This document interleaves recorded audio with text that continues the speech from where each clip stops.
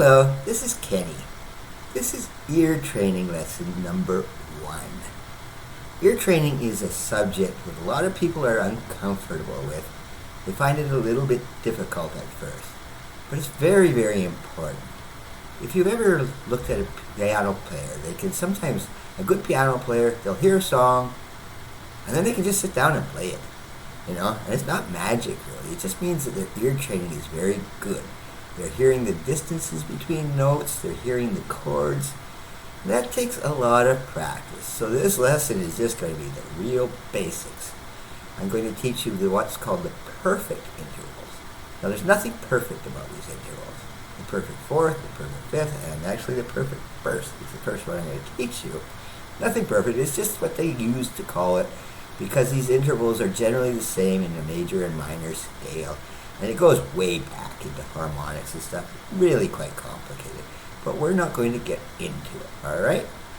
What I want to show you though, alright, I'm going to show you a couple techniques. Now you can just do this by playing brute force, but there's another technique a lot of people like to use, okay? Alright, and that's by using association, songs by association, alright?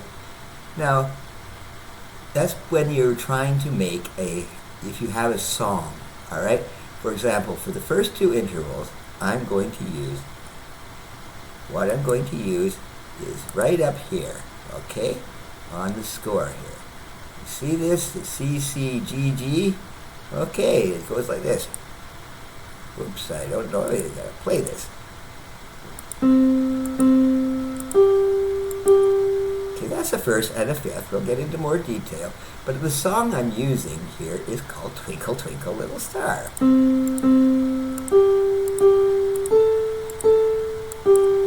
Alright? Because that's got two of the intervals that I want to teach you this. Now, the first interval right here, okay, I'll show you. There's two C's. Right there, two C's. And you might think, is this an interval? It's considered that. Yes, it's called a perfect first, also known as a unison. And you have to listen to it just to get to know, yes, is that the same note? Yeah, it is. It's the same note. Alright, so that's the start of Twinkle, Twinkle, Little Star. Alright, now you can use any other piece you want that you can find here. There's many good websites of people like Rick Beato is one, and David Bennett. They have put out videos with very different songs just to get to listen to these intervals. You don't have to use Twinkle, Twinkle, Little Star just like as I am. You can find your own piece, but if you find something with two notes in a row, that's called the perfect first, or just the first. You have to know it. And what's so hard about it? Well, sometimes it's really hard to actually tell it's the same note. But it really is. That's the perfect first. So that's the first two notes of Twinkle, Twinkle, Little Star. So alright. Now, the next one I want to do is the perfect fifth. Alright? Now, it's 5 notes. 1, 2, 3, 4, 5. You always count the first one and the last one. So 1, 2, 3, 4, 5. What does that sound like? Quite an open interval. It's one of the most common intervals you're going to hear. But alright, for now, with back to Twinkle, Twinkle, Little Star, we got two C's, then two G's. There's a perfect fifth. And when you count up here, 1, 2, 3, 4, 5. Just as we counted over here, 1, 2, 3, 4, 5. There's a fifth. Alright, and it sounds like this. Okay, so after you've played the first notes, that's the sound of the fifth. Again, you can find any other piece you want as long as it is a fifth, alright? You just get that sound in your head. That's a fifth, a perfect fifth, alright? Very, very common interval, alright?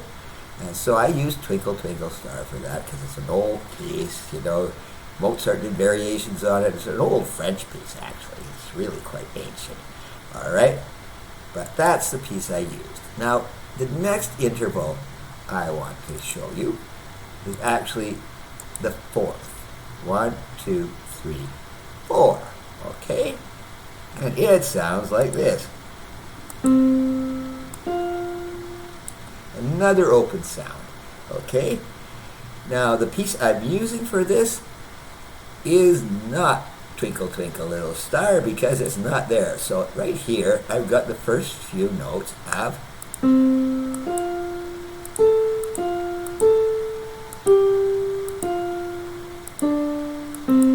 yes, it's Amazing Grace, another old hymn song. It's quite common, but the first two notes are all right, and that's a very common interval too. So you want to hear the difference between that. Now that's not a fifth. A fifth sounds like this. Just slightly different. So I use Twinkle Twinkle. But with the fourth, I use. Okay, and that's what I've got written here. Those first two notes are a C to an F. 1, 2, 3, 4. And it's just the same as writing it here. 1, 2, 3, 4. There you go. So many ways to practice this. Hear them, play them on your piano. I'm using this pop-up piano. You can use that. There's a link to this pop-up piano in the description, as I always give it. It's very useful. I'm using it for teaching purposes, but you can play around with it. All right. So the intervals we have noticed so far. Okay. All right. Well, what did we have? The perfect first. All right. Okay, it's the same note. The fifth. Remember. Okay, so actually there's two perfect firsts in Twinkle Twinkle. The first two notes, and then a fifth. Two of them. All right, and your fourth. Okay, there was one more interval which we've actually sort of covered, and I haven't written any music for it. There is a piece, and it's called the octave. Now, what makes this a little tricky is that, okay, I'm going to start on C again. Remember the first, the unison? Well, I'm going to go to the next C. All right, now this is a little bit of a stretch. A lot of people, is that the same note? It actually is not the same note, but they're both C's. Okay? Mathematically, they're double the frequency each other, but they do sound almost the same. All right? Because I can play the same piece. I can play Twinkle Twinkle starting on this C. All right? But it's hard to tell the difference from this. But they are both C's. And I haven't written it down, but there is a piece I like to use. Not everyone would know this is an old one. It's from The Wizard of Oz. But it is Somewhere Over the Rainbow. It starts with a big octave.